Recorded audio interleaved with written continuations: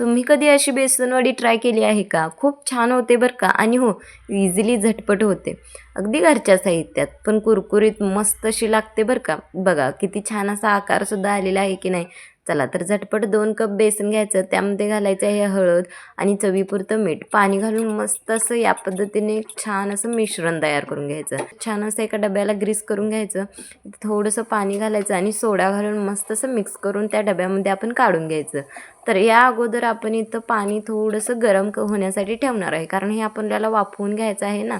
मस्त असं 10 मिनिटानंतर बघायचं छान असं वाफवलेलं असेल. चला तर झटपट आता मस्त असे आपण याला काप लावून घ्यायचे आणि हे सेपरेट करून घ्यायचं. बघा ह्या पद्धतीनं मस्त असं आपला आकार तयार होतो. चला तर आता हे छान असं आपण मस्त असं परतून घेणार आहे. तर त्यासाठी आपण छान असं इथं आता हे तुम्ही तळूनही घेऊ शकता, पण मला हे छान असं थोडंसं शॅलो फ्राय केलेलंच आवडतं. त्यामुळे इथं मी सगळे मसाले घातलेले आहेत आणि हो तीळ घालायला विसरायचं नाही बरं का. तिळाने अगदी छान होतं. चला तर झटपट हे मस्त असं आपण परतून घ्यायचं आहे.